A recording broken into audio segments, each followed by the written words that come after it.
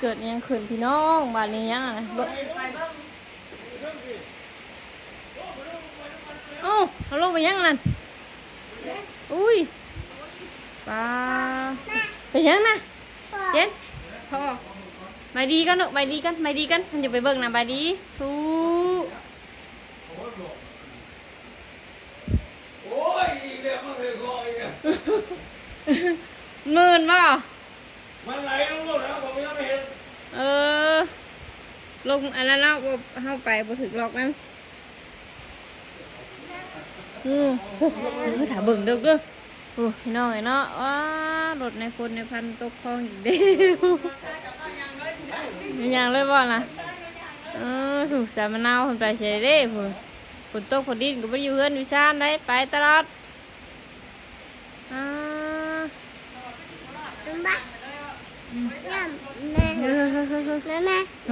รถค้ารถค้าตกขี้ต้มเอาลูกตกขี้ต้มนี่เจ้าวะเจ้าใครเห็นว่าเมียเราเรื่องเราไปเอาเมียตลาดนัดหรือบ่เจ้าวะนี่บุ้งเมียมีคนขี่ไปไม่ได้ซื้อบ่ตกขี้ต้มดิขี้ต้มเปื้อนยืนถาเบิ่งเด้ออย่าถาเบิ่งเด้อต้องไปได้เดียวขึ้นไปเลยบ่แต่ก็มันก็เป็นคลองเขาคักเลยบอกนี่นะแล้วคือเรายันเราผิดนะผิดคลองนะแต่เบิ่งเดี๋ยวให้เขาจองมันมีบ่ยืมถาเลยยืมถาเงินเด้อไม่ใช้กุ๊บไปเบิ่งกันเด้อเดี๋ยวใช้กุ๊บไปเลยยืมเอาเงินถาลูกกะทักทายสบายดีเนาะดื่มสบายดีพี่น้องตื่นเต้นหลายอันไปเอาชุกก็ไปชุกบ่ได้ลงเด้อพี่น้องรถในพันตกกินตมอีกแล้วเนาะที่ว่ามื้อนั้นที่ว่าเตียงเราดึงขึ้นนั่นเราให้เมียกับหลานเราดึงขึ้นนะพี่น้องเว้ยวันนี้เรามาตกอีกแล้วเนาะฝนตกแห้งพี่น้องฝนตกไปยาวไปเศร้า2 มื้อ2 คืน3 มื้อนี่เลยไปยาวไปเศร้าเลยฝนตกนะที่แกคนโทรไปห้องหมอนะนี่โอ้จะเดินน้อยเดียวนึงเนาะบุขึ้นช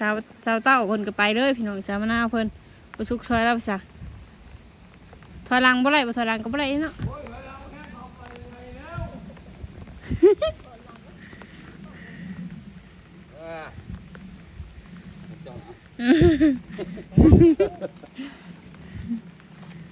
มาพี่น้องมาเบิ่งกันแต่บ่ไรต้องพึ่งรถบ่เตียงนะพี่น้องเอ้ย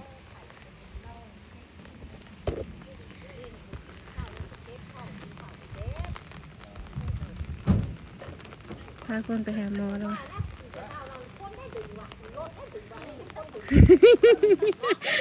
จำเขาอันจุงว่าจุงกว่าที่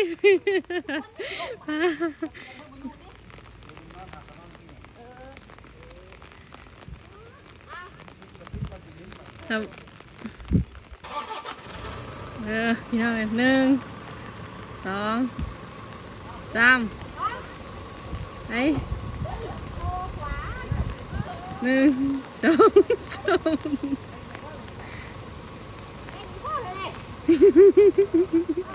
ไปชูข้างหลังจะมาใกล้ก่อนจักตุเฮ้ย1 2 3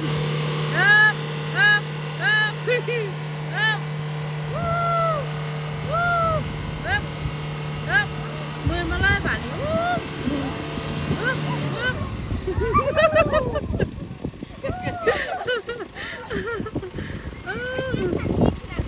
พินล็อกได้ยังเนี่ยพี่น้องเลยเนาะ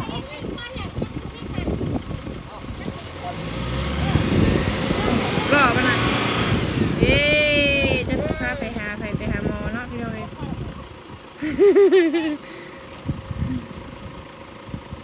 เดี๋ยวได้เก่งป้าเบิ่งซูมให้เบิ่งนั่นแหละพี่น้องเป็นแถบด้วยเนาะแต่เราพิดล็อกก็จริงมันมีคล้องนี่แล้วนะแต่ว่าพิดล็อกเราอะไร10,000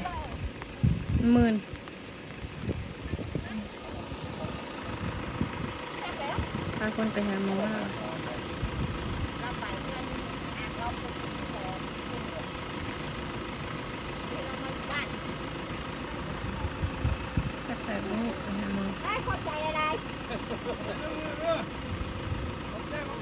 ไป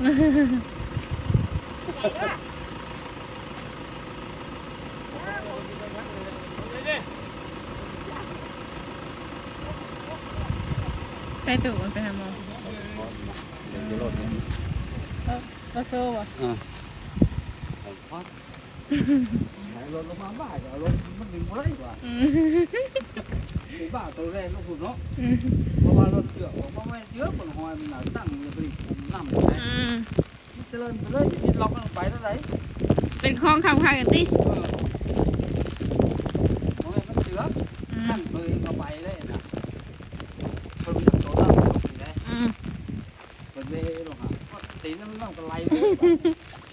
ไปดิบต้องต่อเลย โอ้กี่กุกกระเด็นนี่ ไรแล้วตัวแช่ลูกกู ตัวที่ว่าฮะเราไม่อยากลงคลองเราไม่อยากตามคลองมันนั่น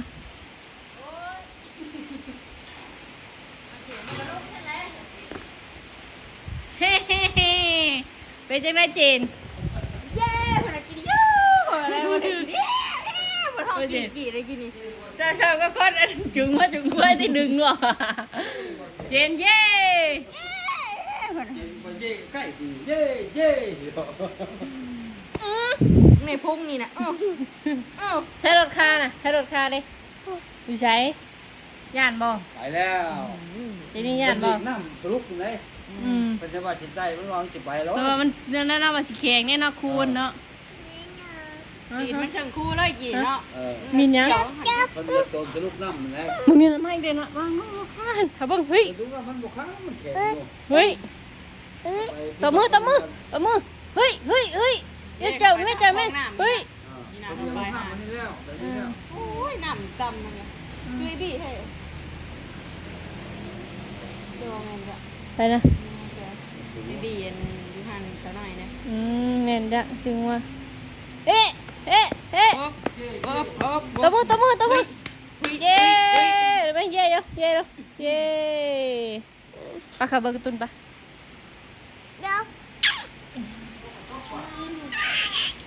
ได้เชื่อมั้ยในเบิ่งชอเชื่อกูไหม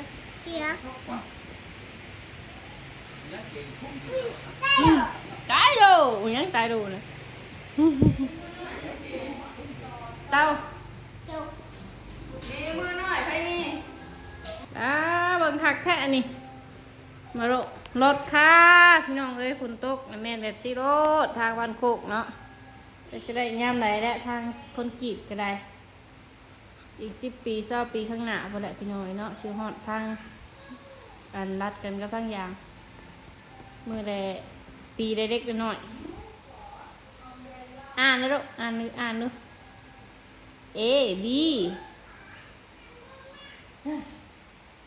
ทะเลเจนี่ไปว่าทะเลลูกเจนี่ท่านได้ไปทะเลได้นี่ไปเด่นลงแต่น้ำแล้วพี่น้อยเนาะนั่งนะกำข้างเบิ่งคักแน่ได้ปลาดุงเลยตาจะไปเห็นได้อันเป็นปลาทิพุนอยู่พี่น้อยเนาะตู่ก็ไปฟอกกับป้าแล้วก็เอาดีมานี่เอาดีไปเปลี่ยนต้องมาเตียงเพิ่นเนาะ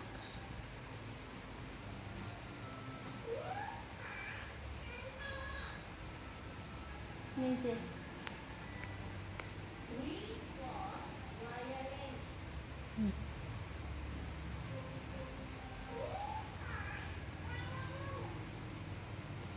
อ่านได้ไหมลูก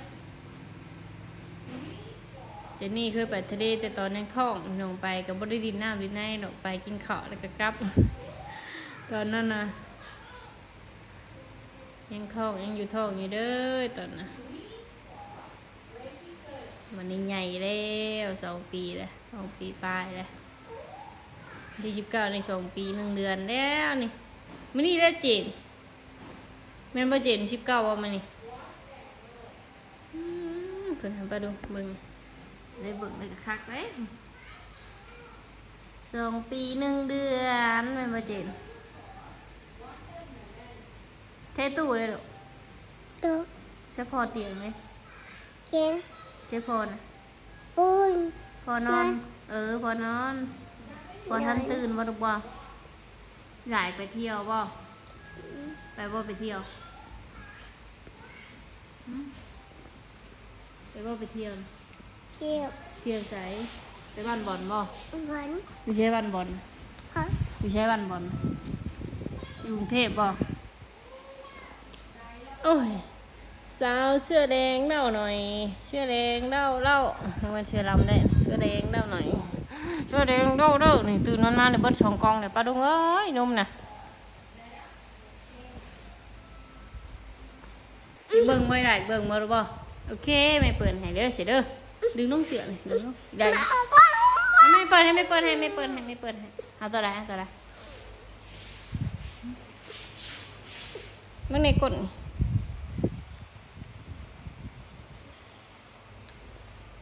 นี่ เอาผีบ่ พี่ เจ้าพยานบ่นั่งนี่ไหนกันเบิ่ง หมู หืม หมูนี่นี่ เอาตัวนี้ ตาแก่นี่ เอาตัวเก็บบ่ หมู ผีบ่ พี่หมูหมู เอาตัวผีค่ะเอากับโก้บ่กับเก๋บ่ เอ๊ะ นี่บ่ถูกต้องบ่ถ้าถูกต้องก็มือ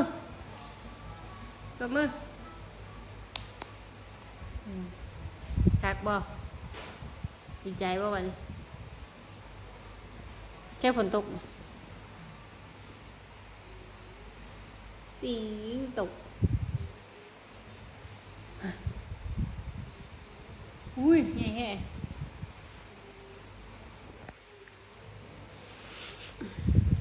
ยันนิ่งขังยังเขาบอกกินปลาดุงเอ้ยกินได้ขนมจำนมไม่กินเก่งขนมก็แก้ได้กับป้าแก้ได้กับป้าอยากดิ่งชื่อใช้ทองน่ะใช้คำน่ะใช้เฉยคำดิ นี่ งามบ่งาม ให้ชื่อให้ไม่ใบมาดูไม่ใบเวลาอยากนอนหันบริยากกระดุงเอ้ยรับงอยรอดกลางคืนนี่ร้องเพลงกับมันด้วยร้องเพลงบ่19 โลปลาย เห็นน้องนี่ใช้แว่นตาเห็นด้วยเห็นน้องใช้แว่นตา แข็ง เห็นถักบ่ใช้ตาเด้ใช้ตากับก่อเลยใช้ตากับเก๋นี่จบยิงกันเลยวิ่งจุก เท่ เจยานบ่ไม่อ้วนกับมาบ่ได้ไม่อ้วนมันเก็บปลาหน้าปลาจ้อยบ่ปลาลุงเนี่ยพี่น้อยเนาะปลาลายซับเวลามีแต่ปลาเค็งปลาข้อน้อยเนาะเป็นพวกปลาดุกมันบ่มีปลาเค็งละลายปลาเค็งซับปมือนี่เนาะจะกินกายยากเลยมีก้างลายสาวมันตัวใหญ่ปิ้งตำบักทั่วค่ะอยู่ยามเกี่ยวข้าว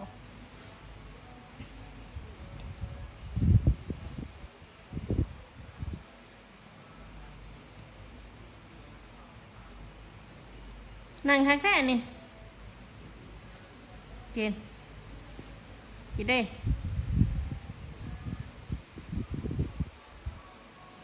ตัวบ่นะตัวบ่ เจ็ด เฮ้ยปุดช่องเถื่อแล้ว ให้ตัวใช่กันฝนตกก็เลยเสือกันยาวส่งกันยาวให้มานี่เสือกันยาวส่งกันยาวบูคอยมีพี่น้องเอ้ยคืนว่าได้ย่ำหนาวได้ซื้อให้ใหม่แล้วเนี่ยจี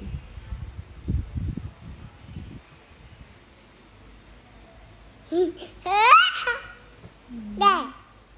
เดินเลาะกับเกะใส่ลูก ถูก เป็นไงแชมพอน ไง หนานมือแล้วนะเอาว่าเจ ฮะ เอาบ่ เอา เอามันเป็นชื่อให้เด้อ ชื่อ เอาตัวใหญ่เลยเนาะ ไง มากัดคอเจนี่เนาะ มาเลย หมอบ่ มามา เออ แกะ ก็โอ้หลายครับจิงจุกเอามากัดคอบ่บ่ เออ เอามากัดคอเนาะ เดินเดินเดินเดิน ย่านหมอบ่อู้เนี่ยนั่นแดนก้นเนาะ เดิน น่ามันจับกรุกกระปุกด้วย กัน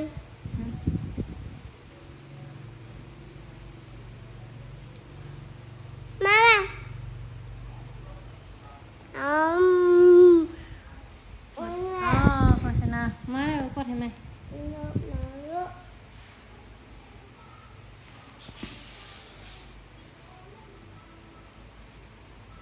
โอ้ยนี่ เอาบอลนี้ได้นี่เฮงไผบ่รับกับแก่กินตานะเจ๊ หมูหมูนี่ เอาเลยจ้า หนูชื่อหนู บอกไก่อ่ะบ่ แล้วเขียวนี่ว้าว เอาไหนเอวิซีบ่ หนูหนูหนูหนู เอาเลยจ้ะ หนู เอานี่สาวอาปากนี่ บ่ เอาบ่ เอา เอานี่เนาะนี่บ่ นี่ เคเนาะเคบ่ตรึกไป แม่ โอ้เด้มันออกมาเลยนะอย่าเบิ่งจีนี่ไปเบิ่งว่าไปเบิ่งสวนนุ่สาวเดลายนะไปบ่อยู่ใส่เด้พี่น้องเอ้ยเนาะสวนนุ่สาวเดลายนะ นี่ นี่บ่นี่เบิ่งบ่ลูกเบิ่งเสาบ่ เต่า เสาอู้หลายแท้นี่เบิ่งสวนสัตว์นุ่สาวเด้อยู่ใส่เด้นุ่สาวนี่ย่างเบิ่งบึบอยู่ย่านบ่ได้เว้ฝนก็บ่ได้ขาดทรายบ่ได้ขาดเม็ดลูกก็ไปโรงเรียนพี่น้องเอ้ยเนาะฝนตกฝนดินก็บ่ได้พัก เขา เจ้าแล้วมือก็มีอยู่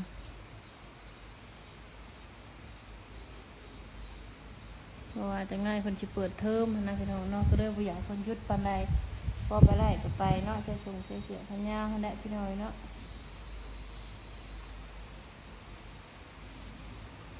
วันที่20บ่ มามา อู้หลายตัวให้เจ็ด เต่า วันที่20ที่25นี่แหละพี่น้องเนาะเปิดเทอมนะเพิ่นก็จะชุดโรงเรียนยังบ่ลองชุดโรงเรียนอาทิตย์เก่าเพิ่นอยู่ชุดโรงเรียนก็แพงครับ3,500พวกพี่น้องเอ้ย เรา 3,500บ่คือ2,500นี่แหละเนาะ สิซื้อชุดโรงเรียนใหม่ให้อีกจ้าเพราะว่าเพิ่นก็ใหญ่ขึ้นแล้วเด้พี่น้องว่าพี่เพราะว่าชุดโรงเรียนนั่นก็มีแต่ชุดโรงเรียนเก่ามันปีกายนี่ปี3 ปีเลยแต่อนุบาล1เนาะอนุบาล2อนุบาล1อนุบาล2สิกับอนุบาล3เลยนี่น่ะยางมาหาเลย แม่แม่ หืม นี่บุ